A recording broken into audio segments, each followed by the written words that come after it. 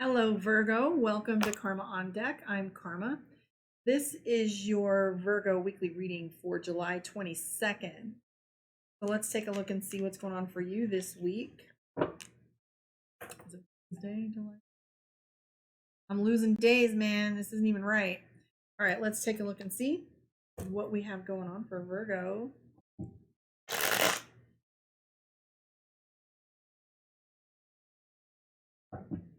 Looking at that calendar, thinking about how long I have to pack and move. This is no fun. All right, Virgo, here we go, darling. This is all you. Eight of Cups, Two of Wands, Four of Swords. Now that Four of Swords has been coming up for everybody this week. Interesting. Four of Swords, tension, deadlines, pressure. Ace of Coins is money. Eight of Cups, things moving rapidly with relationships, love, and moods. Two of Wands, indecision, Chariot card. Interesting little dynamic there. Pull some more cards and see where it sits. I do pick up some anxiety for you. You're looking for balance in a lot of ways. Not quite so much Temperance card as we did for Leo, but you do have the King of Swords. There was a lot of that energy going on with Cancer, which is victory. So now that you have acquired some space between you and some instances that were in conflict for you, I'm seeing some tension is passing. I'm seeing that you're curious as if it's still safe to come outside, so to speak. You still have some retention with bad attitude, like the Page of Swords, which is like kind of feeling snappy. So you're trying to come out of this anxiety and snappy behavior. I am seeing the Ten of Coins. That is you having some judgment. Okay. So different than judgmental, judgment, good judgment, because none of these are the negative affect. A lot of these are paired up with some really strong energies. However, they're all in balance. So we have indecision and tension, but we have travel and some things moving quickly for you. So how this looking is a lot of the locked places that are happening within your life are going to start coming a little bit looser. These wheels are going to start to move. That's here with the King of Swords. This tension, anxiety, and attitude is all shifting because you're having a little bit more exercising some good judgment. You have the Ten of Coins and the Justice card. You're being a little more exact in your decisions and getting clearer with what your decision making processes are. So instead of saying, I just don't like you, you can pinpoint a moment in time and say, I don't like when you lose your temper. It doesn't make me feel safe. Articulating what you mean a lot more clearly than you had been in the past. So using good judgment instead of just being, I don't like this whole thing as a whole, this whole mess. Like being able to actually say, I don't like that you're not paying me enough for work that you're expecting me to do. I don't like, things like that.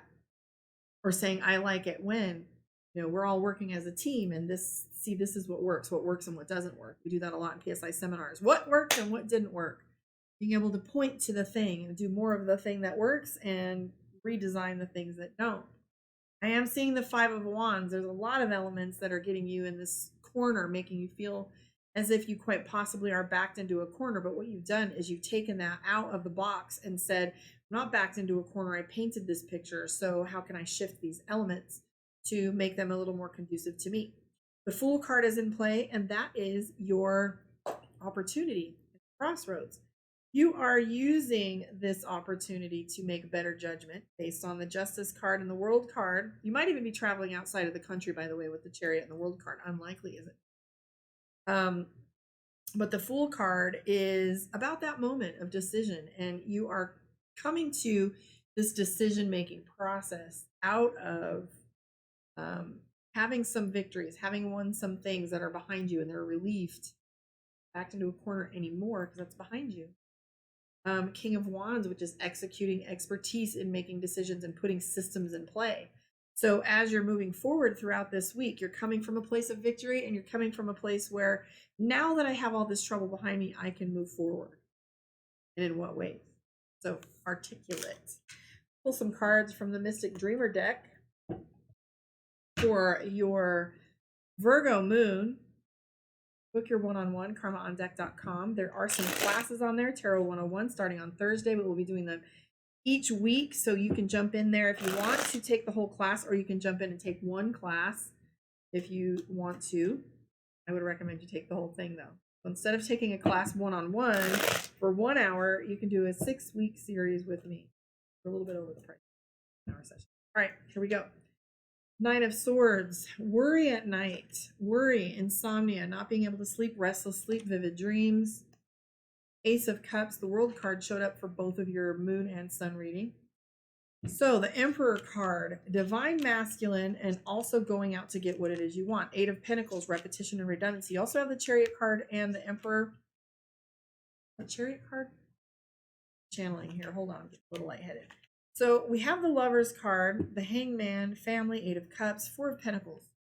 So are you retaining the information from past injuries and calculating that into how you're making plans for your next steps?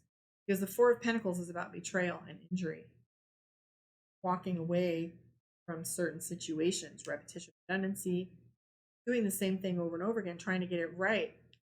If you're factoring in past injury, maybe you're not having healed it. Maybe past injury is tainting the decision making in the water,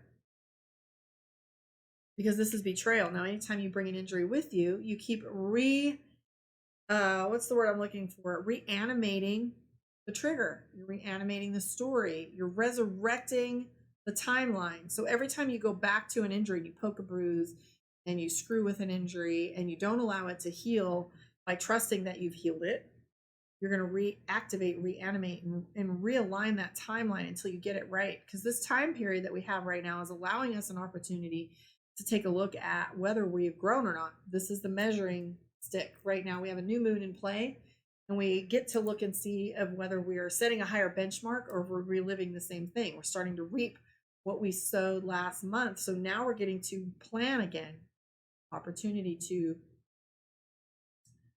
redesign the next steps. I do see the Hangman. When it comes to your family right now, you're going to wait. You're deeply concerned with how things are going, whether things are safe. The power struggle that's going on with the Lover's card, aligning your divine masculine, your divine feminine.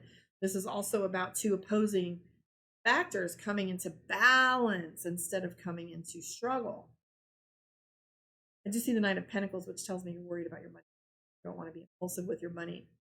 Paying very close attention to it and being careful. We do see the Ace of Cups. In order to acquire the level of love that you want in your life, you're very concerned with how you're living it right now. You're tired of making rookie mistakes? Most definitely.